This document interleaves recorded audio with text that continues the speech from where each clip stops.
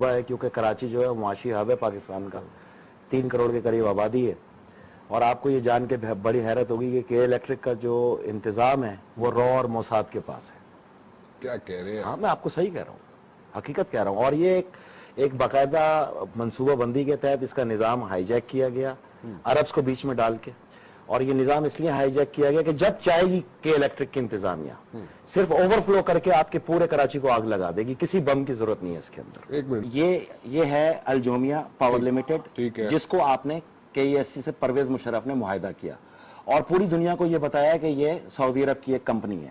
یہ الجومیا housing private limited, یہ اس کی ایک شاخ ہے. اس کو انڈر لا سعودی عرب کے اندر رجسٹریشن دکھائی ہے, لیکن اس کی جو ایکچوئل رجسٹریشن جو انہوں نے خود معاہدے میں بتائی ہے وہ یہ ہے, یہ کیمن آئلینڈ کے اندر. یہ بھی ایک تصوراتی خاکہ نکلے گا کیونکہ 3 مہینے سے ہم اس کو کیمرن آئلینڈ کے اندر تلاش کر رہے ہیں اور رجسٹریشن میں کہیں پر بھی ہمیں الجومیا لمیٹڈ کی جو ہے وہ رجسٹریشن نظر نہیں آئی. ہاں لیکن اس کے جو فائنینسر تھے وہ ہے ڈینم انویسٹمنٹ پرائیویٹ لمیٹڈ, یہ ہے. اور یہ بھی کیمن آئلینڈ کی رجسٹریشن ہے. بیسیکلی یہ جوئش کمپنی ہے, اس کے تمام شیئر جوئش کے پاس ہیں اور یہ جوئش کے پیسے کے اوپر ایک تصوراتی خاکہ لایا گیا الجومیا لمیٹڈ گروپ کا.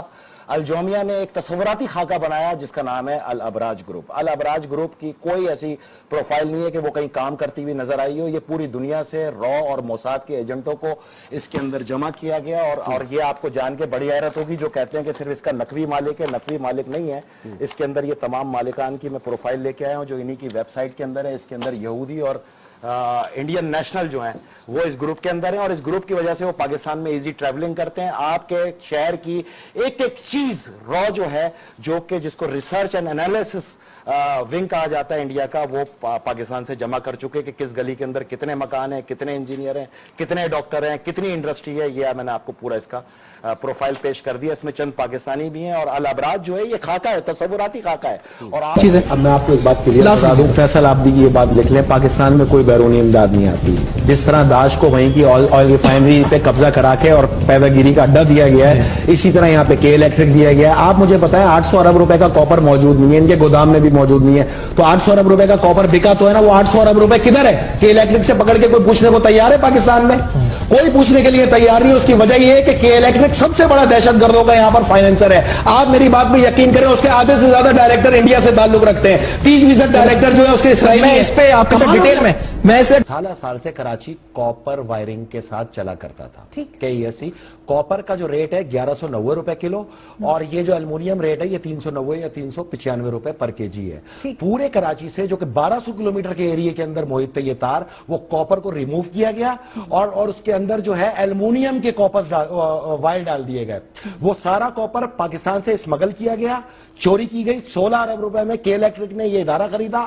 2009 میں قائم علی شاہ نے 13 ارب روپے ان کو واپس کیے کہ آپ اس کو بہترین بنائیں, اس کو جدید بنائیں, اور 3 ارب روپے میں خریدا گیا نظام کے لیے جو ادارہ تھا, اس کو ڈکیتی کی گئی اور پورا کاپر کراچی سے صاف کر کے اور وہاں پہ المونیم کے تار لگا دیے گئے. اگر آپ الیکٹریکل کی ہسٹری میں جائیں گی, کسی الیکٹریکل ماہر کو یہاں پہ بلا کے پوچھیں کہ اس کی ریزسٹنس اتنی زیادہ ہو گئی کہ جب بھی فلیکچویٹ ہوگا وہ جل کے راکھ ہو جائے گا, اپنے ساتھ PMT بھی اڑا دے گا. پاکستان کی تاریخ میں اب تک سب سے زیادہ PMT کے الیکٹرک نے امپورٹ کیے اور وہ تمام PMT جو جلے اس کو ریموو کرنے کے بعد انہوں نے لائن لاسز کے اندر اس کی قیمت ہم سے چارج کی. ان کو پکڑا جائے, ان کو گرفتار کیا جائے, تمام IGs کو, تمام تھانے داروں کو گرفتار کرے. اس چوری کے اندر باقاعدہ ملوث ہے منسٹر کو بھی, آف کورس دونوں, مشرف دور کا بھی اور اس دور کا بھی.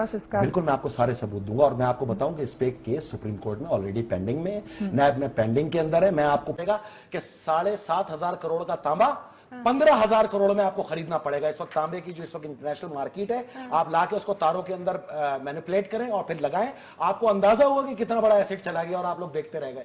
اور میں ایک اور بات بتاؤں, سب لگے ہوئے نا اینکر آج کل صحافی, کرپشن کرپشن کرپشن. ان کو بولو اگر تمہاری ماؤں نے دودھ پلایا نا اس پہ بولو ذرا, کبھی نہیں بولیں گے. یہ بدو پرست لوگ ہیں, یہ نوکر ہیں, ان کے مالک جہاں پہ اشارہ کریں صرف یہ وہیں بولیں گے. اچھا فیصل صاحب نہیں تو آپ اس وقت بول رہے تھے, ہاں تو یہ نہیں سمجھ رہے تھے نا, یہ نہیں سمجھ رہے تھے. یہ قوم سمجھتی نہیں نا. ہم تو پیپلز پارٹی بھی انفیکٹ یہ سب کدھر تھے. پیپلز پارٹی تو مالک ہے نا ابراج کیپٹل کی. کیا ہو گیا آپ لوگ کو؟ یہ جو آج بڑک مار رہے ہیں لوڈ شیڈنگ کی پیپلز پارٹی والے, ان سے پوچھو کہ یہ اصل 10 روپے پر یونٹ بھتہ کہاں جاتا ہے, پہلے یہ تو پوچھیں ان سے, ورنہ میں بتاؤں گا کہاں جاتا ہے بھتہ ان کو.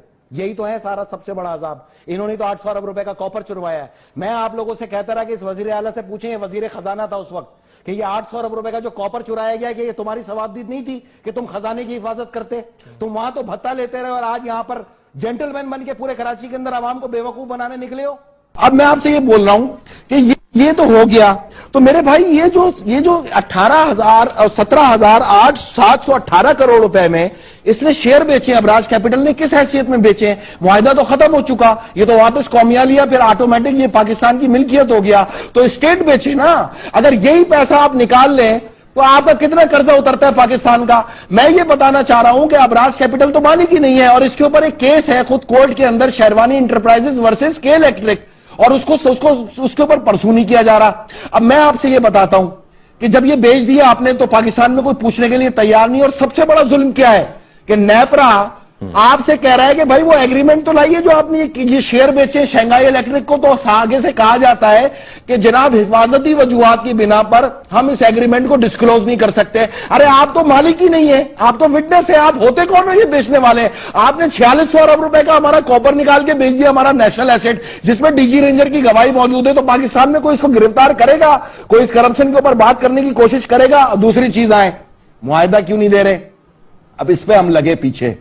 تو آپ کو یہ جان کے بڑی حیرت ہوگی کہ شنگھائی الیکٹرک بھی جعلی, شنگھائی الیکٹرک بھی جعلی. کھول کے میری بات سن لیں, جعلی ہے. جعلی کمپنی کو ایک فرضی کمپنی بنائی گئی کچھ پاکستانیوں نے, جس میں پیپلز پارٹی اب الابراج کی صورت میں موجود ہے.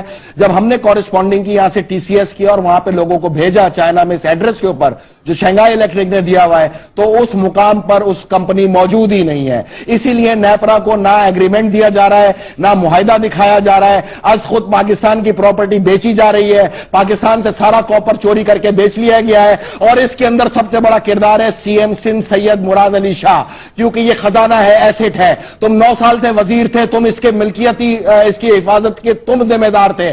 تم نے اس کو یہاں پہ بکوایا, اپنا حصہ پکڑا. اعلی ابراج کی رجسٹریشن دبئی کے اندر ہے, دبئی کے اندر پیپلز پارٹی کی قیادت موجود ہے, اور یہ سب کچھ پیپلز پارٹی اور ایم کیو ایم کی انڈر امبریلا ہوا. اس میں نہ آپ کو ایم کیو ایم کے رہنماؤں کا بیان نظر آئے گا, نہ پیپلز پارٹی کا, نہ پی ایم ایل این کا.